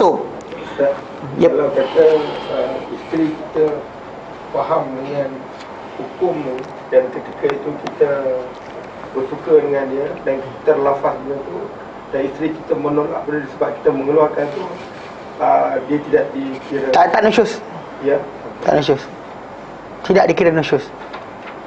Memang kita kata benda tu lah, macam kalau suami nampak semua patung, Kan? Suami dia ada tak buka. Sujud kat patung. Dia berhak untuk tolak suami tadi daripada sentuh dia. Kan? Dan tunjukkan perkara-perkara murtad dan sebagainya atau menzahirkan riddah, maka dia berhak. Tapi banyak perempuan kadang tak sayang sangat, kita tahulah juga. Lambat lapor kan. Kan tajuk macam ni. Suami sesat pun dah duduk diam depan keris pun tak cakap apa. Diam tengoklah suami aku ni tak apa kot. Kan satu masa nanti sedar balik semula. Tak ada macam tu, bahaya. Kadang-kadang ada penyembahan berlaku penyembahan dan sebagainya oleh suami dia. Kadang bini diam je. Kan benda macam ni kadang suami mungkin lambat ambil tindakan lah. Mungkin dirasakan hak dia kena sabar. Sabar dan benda lain. Contoh macam suami tu garang-garang, marah-marah kan sebagainya. Itu sabar tak apa. Kalau kita buat berkenaan akidah, nampak suami tu disesat dan sebagainya, jangan duduk lagi. Itu tajuk lain sesat kan. Ajak. Malam ni malah kita pergi kubur sekian. Guling-guling kat situ. Kau dapat anak yang soleh. Tak, benda ni betul tau. Ini kau main-main. Tahu tak orang-orang Syiah tak dia buat apa? Bila pergi gogis, dia buka je perut dia dekat makam-makam tu, dia gonyol perut dia kat situ. Kau untuk dapatkan anak yang soleh. Iya, saya cakap saya. Orang Syiah, sebahagian sufi yang kubur ni bahaya. Ini kita terosak. Kalau nampak benda berkenaan stop, gila apa kan? Macam mana kita boleh mentauhidkan Allah Taala dengan sama syirik Allah Taala? Kan kita kata macam mana nak lahir keluarga muslimah macam tu bahaya. Jadi kalau dia kata benda berkenaan tu, sebab kenapa setiap manusia dia kena ada. Memanglah kita kata bapak kita ajar kita, so bapak kita salah dia, dosa Allah Taala tu pun diri dia. Tapi kita dah ada akal, kita ada Allah Taala berikan masa dan sebagainya. Kenapa tak belajar? Kenapa tak belajar? Tak ada hak untuk kita kata orang tu. Saya tak tahu sebab orang tu salah. Memang orang tu salah, kita tak mengajar, tapi anda tetap akan bersalah kerana tak belajar. Dia tak mengajar, anda dia salah dia lah. Tapi anda tak belajar, anda kena. Dalam Islam tak ada bangau-bangau tau. Macam kita kata suami tak ajar bini. Ya? Yelah, dia salah. Tapi bini tak nak belajar pun dia juga. Kan? Suami cakap. Jadi konsep dia tak ada siapa tanggung siapa. Tidak ada sengih je orang perempuan kan. Tapi alhamdulillah tak jadikan orang perempuan lebih cepat bergerak untuk belajar berbanding lelaki. Walaupun sebenarnya yang biasa dalam masyarakat kita, idea is bila seorang wanita tak kahwin lagi, dosa dia bapa tanggung. Bila dia kahwin je, suami tanggung. Apa hati. Itu dah masalah dia. Kan? Betul kan? Dia langgar perintah Allah, tapi dia kata suami dia juga. Kalau suami suruh juga buka tudung, macam mana ustaz? Aku tu pandang muka kecil nampak. Kan? Kau dah faham lah. Takkanlah kita kata, takkanlah saya nak kata, tak apa. Kalau macam suami cakap, tak apa, bolehlah awak nak togilkan kepala awak. Ada cakap, takkanlah saya cakap macam tu. Dia bagi idea macam tu tau. Dia kata bagi idea dia, suami dia yang suruh, suami dia suruh pakai seksi. Padahal dia yang gatal nak pakai baju tu. Tapi dia kata suami dia. Itu memang biasa berlaku. Maksudnya dia tak ada intention pun untuk patuh pada perintah Allah Taala. Tapi dia letakkan burden pada suami dia. Yang suami pun macam tu juga, sama aja. Kan? Dia tak pernah nak suruh, dia kata bini degil. Kan? Tak boleh Ustaz, kalau suruh nanti dia lompat-lompat kan? Dia saja cakap macam tu. Padahal tak pernah tegur pun. Kan? Benda lain marah kan? Sekian marah. Benda macam ni dia diamkan diri. Okey, tengok kata kaki nombor 1. Qala Allah Taala firman Allah Taala, "Walladzina yuzahiru minkum min nisaihim." Dan siapa orang-orang yang menzihar di kalangan menzihar terhadap isteri-isteri mereka, thumma ya'uduna lima qalu. Kemudian mereka kembali semula kepada apa yang mereka katakan. Fatahri raqabatin, maka hendaklah mereka bebaskan hamba wanita. Raqabah min qabli an yatamassa, sebelum daripada mereka saling bersentuh-sentuhan. Zalikum tu'aduna bihi, itu kamu dinasihatkan dengannya. Ini bimbing kamu dengannya. Wallahu ma ta'maluna khabir, dan Allah Taala terhadap apa yang kamu lakukan amat-amat maha meluas pengetahuan. Faman lam yajid, siapa-siapa tak dapati, tak ada dapat hamba untuk bebaskan, fasiyamu syahraini mutatabi'aini min qabli an yatamassa, maka hendaklah dia berpuasa. Maka berpuasalah 2 bulan berturut-turut sebelum daripada mereka bersentuh-sentuhan. Faman lam yastati', barang siapa tak mampu nak puasa 2 bulan berkenaan, fa it'amu sittina miskina, maka hendaklah diberi makan 60 orang miskin. Zalika, itu yang diberitahu kamu aturan ni tadi. Walaupun tadi kita try lah, kerana tanya apa faedahnya puasa tadi, saya tunjukkan. Tapi bukan itu Allah Ta'ala nak sebenarnya. Allah Ta'ala letakkan kerana dia Tuhan kita, kita hamba dia, kita patuh. Bukan dengan persoalan kerana ada hikmah. Ada sebab, ada rahsia dalam tu. Tak ada rahsia-rahsia. Anda buat sebab bukan sebab rahsia. Anda buat sebab Allah Ta'ala perintahkan. Anda hamba dia Tuhan. Terima saja arahan tadi. Bukan sami'na wa ata'na, tanpa persoalan. Ni kadang-kadang banyak jadi kes. Ada kadang-kadang saya ni jugalah tentang tajuk ni. Bila ada orang kata dengan saya, dia kata, "Ustaz, kenapa sibuk sangat berkenaan dengan masalah nak itibak Rasul dan sebagainya? Kan manusia ni kita sebut kata jangan tambah-tambah agama. Kenapa? Kan bukankah asalkan orang tu nak ingat Tuhan, sudahlah. Kan dia nak kepada Tuhan, habislah cerita, apa kita sibukkan?" Dia kata, biarlah orang beramal cara masing-masing.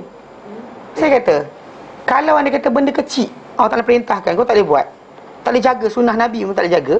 Yang kecil, yang Nabi kata, "Man ahdatha fi amrina hadha ma laysa minhu fawarad." Bersiapa mengadakan pada urusan kami ini apa yang bukan daripadanya, maka ia tertolak. Itu pun kau tak boleh jaga. Macam mana nak potong tangan orang? Nak potong tangan orang curi, macam mana nak potong agak-agak? Yang ini pun tak boleh ikut. Dan bab berkenaan pengadaan benda baru dalam agama, tak boleh tak reti nak buang. Kerana apa? Agaknya baik lagi. Dan orang tu campurkan Islam dengan undang-undang Islam dengan undang-undang barat. Anda cakap apa?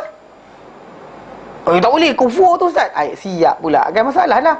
Ada masalah kebaikan. Untuk baik, apa salahnya? Kan? Jadi konsep, kalau tak boleh, benda kecil tak boleh buat, benda besar lagi teruk lah. Nak rejam orang sampai mati, sanggup ke? Nak sebat orang, nak bunuh orang murtad, seriously, ni besar. Banding dengan setakat orang kata kita halangan dalam agama tu kan, arahan dan turuhan yang kecil-kecil dari kita ikut. Yang besar lagi besar lagi dahsyat lah. So kenapa Allah Ta'ala berikan yang ini kan, aturan nampak kecil, just upon himself. Mana orang tu atas diri dia, kalau dia buat salah tadi, zihar bini dia kena bebas hamba, atau puasa 2 bulan turut, atau beri makan 60 orang fakir miskin.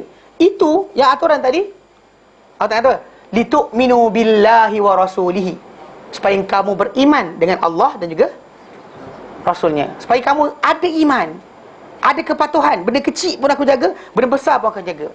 Ini benda kecil tak jaga, benda besar lagi lah. Kan benda berat, yang remeh macam ni, yang kita tak hilang bulu tangan tau. Kalau kita buat macam tu, gugur bulu tangan aku, tak ada. Jadi beruban, tak luak. Maksudnya kalau kita tak buat benda berkenaan, satu benda yang Nabi larang tadi, adakah kita akan luak? Tak luak. Kan? Asal negeri kau hilang ah. Ini aku tak buat kerja semalam ni jadi. Kan? Maksud dia, kalau kita patuh atas arahan Rasulullah SAW, tak rugi apa pun. Tapi itu pun kita tak boleh patuh, apa lagi yang berkenaan besar. Kadang-kadang saya tegur bab ni lah, kadang-kadang apa, kawan-kawan saya sendiri. Kan ada kata, alah benda baik lagi, apa salahnya. Baru ni kes ni. Kes orang kata, hasbi rabbi jalallah, ma fi qalbi ghairullah, Nur Muhammad sallallahu. Saya kata pada kawan-kawan saya, yang mula seorang tu keluarkan statement, lafaz ini syirik. Ini menyekutukan Allah Ta'ala. Saya diam, saya buat tak tahu. Lepas tu yang seorang kata, apa buktinya? Entah kata macam ni, benda ni tak ada apa-apa lagi, apa masalahnya? Kan? So, kita kata benda sekian-sekian. Okay. Saya diam. Dia orang daripada tengah hari sampai ke malam. Malam dah pukul 9 lebih, saya tengok ada lagi. Saya pun nyampuk. Saya kata macam ni, semua dah belajar bahasa Arab. Yang ramai-ramai ni semua belajar bahasa Arab dah. Belajar nahu sorah pandai dah. Kan, masuk universiti dah sebelah ke. Tapi kita dalam bahasa Arab, kita kena tahu. Kan, kita baca balik. Hasbi Rabbi Jallallah. Hasbi memadai untukku. Jallallah, maha agung Allah. Yang maha agung Allah. Ma fi qalbi ghairullah. Tiada dalam hatiku kecuali Allah. Kemudian Nur Muhammad sallallahu. Nur Muhammad sallallahu. Saya tinggalkan sallallahu. Saya tinggal Muhammad je. Nur Muhammad. Saya kata Nur Muhammad jadi apa? Dalam konteks bahasa Arab. Kan? Dia actually konsis macam ni. Saya terangkan. Nak mudah kan? Dalam bahasa Arab dia panggil badal. Tahu badal? Macam ni. Tak ada dalam rumah tu kecuali abang ipar saya, Abdul Malik. Tak ada tepi kereta tu melayu isteri saya, sebut nama. Tak ada siap. Maksud dia, bila saya kata tak ada dalam tu kecuali, kan, ma fi qalbi ghairullah, yang datang lepas tu adalah badal. Tahu badal? Mana boleh Nur Muhammad badal Allah? Tahu badal? Saya kata tak ada dalam rumah itu kecuali kawan saya, Abu dan kawan saya adalah satu. Abu dan kawan saya adalah satu. Sekarang ni tak ada dalam hati saya, dalam hatiku kecuali Allah. Apa dia? Ini bahasa Arab. When kita lafazkan, kita jangan main-main tau. Lafaz itu penting. Pasal itu orang Arab tak nak lafazkan la ilaha illallah. Just the word, cakap je apa masalah dia, kenapa tak nak lafazkan? Bagaimana orang tahu ilah itu apa? Juga kenapa bila kita lafazkan dalam bahasa Arab, ma fi qalbi ghairullah Nur Muhammad. Lepas tu ada seorang kata, alah, kalau sampai apa sallallahu, kalau tak sallallahu tu jadi makna lain. Saya kata macam ni, tunjuk saya kata.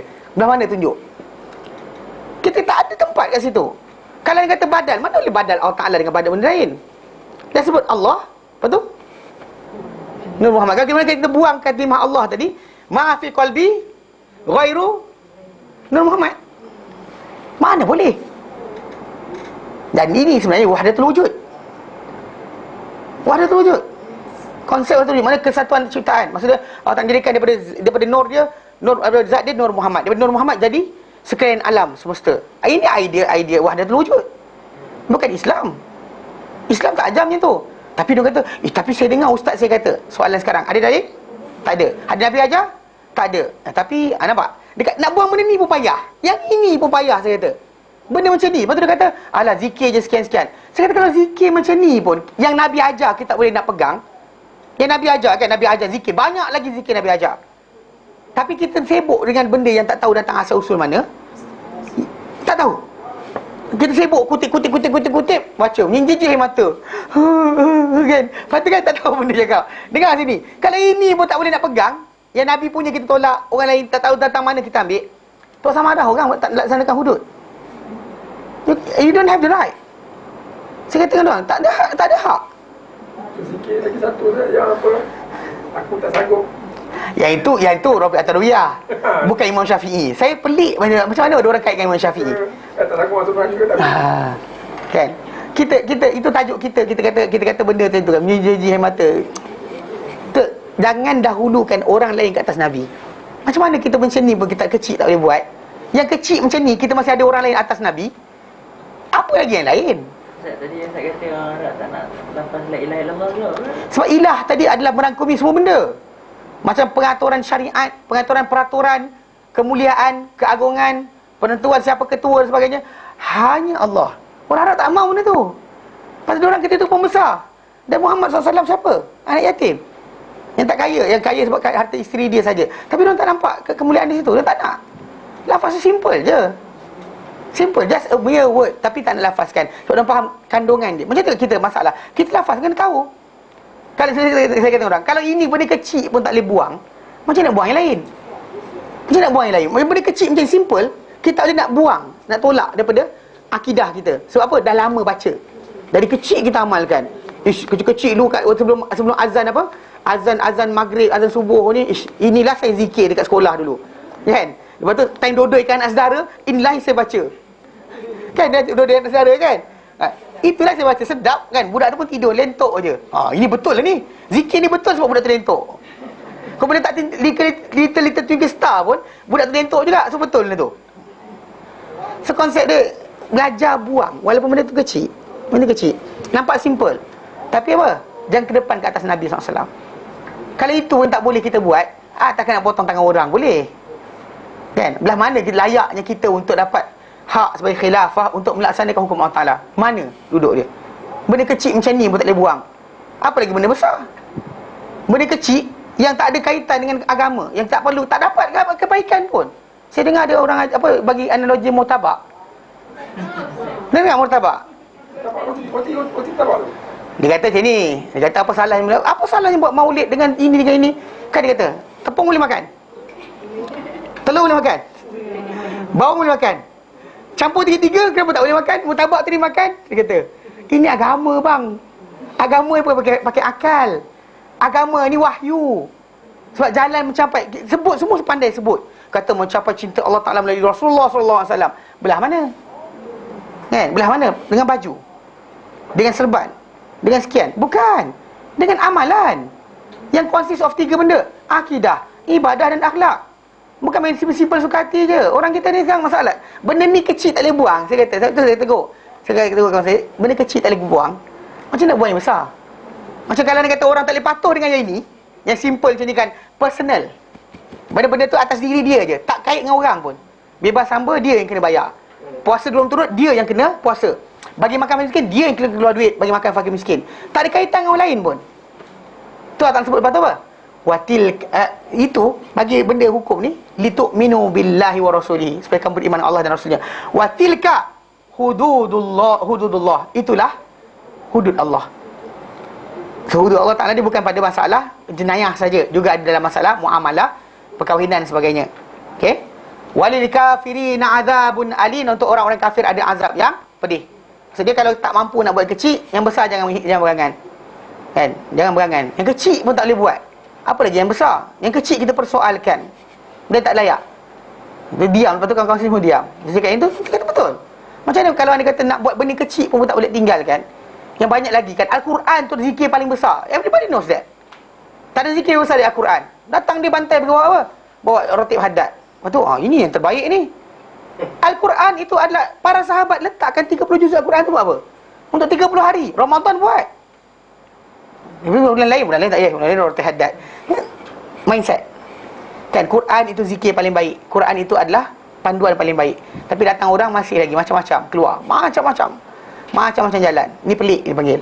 Dan kita tahu Quran itu panduan, Quran itu zikir, tapi kita ambil Quran sebagai pegangan. Bahkan banyak orang suruh hafal macam-macam, tapi tak suruh hafal surah Al-Baqarah. Pasal tak? Yang Nabi suruh, Nabi kata alaikum bi surah Al-Baqarah fa inna akhdaha barakah. Hendak akan mendapatkan surah Al-Baqarah. Mendapat surah Al-Baqarah itu adalah keberkatan. Wa tarkuha hasrah. Tinggalkan surah Al-Baqarah itu adalah kerugian. Wala yastati al-batalah, tak mampu untuk menandingi surah Al-Baqarah tu ahli sihir. Nabi sebut dah. Tapi perasan tak berapa ramai orang yang ajar benda ni? Tak ada.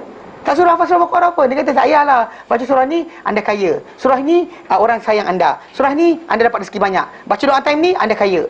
Semua kaya, rezeki. Apa pasal? Mana di syurga? Tak ada? Pelik tak? Ini kita kata konsep sebenar. Kena faham, perhatikan. Kalau yang Nabi ajar kita tak boleh amalkan, yang kecil ni, yang besar lagi tak boleh buat lah. Saya cakap macam tu, diorang terdiam lah. Macam sikit marah lah. Sikit marah dia kata. Lepas tu ada seorang tu kata, ini takwil lagi. Macam tadi hasbi rabbil tu, itu kalau wakaf kat sini, boleh juga. Lepas saya kata apa? Kalau anda kata dalam parti politik, kalau sekiranya ada orang kata tak suka berhudud, kita kata kafir.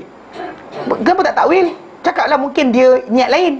Mungkin maksud pengertian dia terbalik. Kenapa tak cakap yang tu? Saya kata, cuba bersangka baik juga. Semua diam. Salah lah macam tu. Pasal tu dalam ayat ni, zalika ni, so arahan tadi, litu'minu billahi wa rasul, supaya kamu beriman dengan Allah dan juga Rasulnya. Dan itulah batasan Allah, itulah hudud Allah. Manakala yang besar, kamu jaga hudud Allah Ta'ala, yang kecil jaga, yang besar pun jaga. Tapi nak mula jaga yang besar, mulakan yang kecil dahulu, yang pada diri anda sendiri.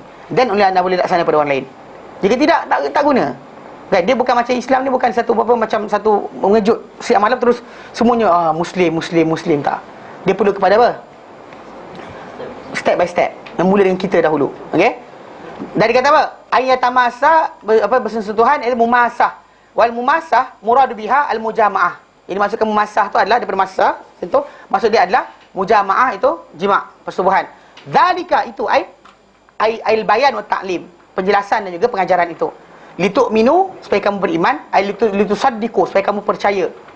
Hududallah, batasan Allah, hukum-hukumnya yang tidak boleh untuk dilangkau.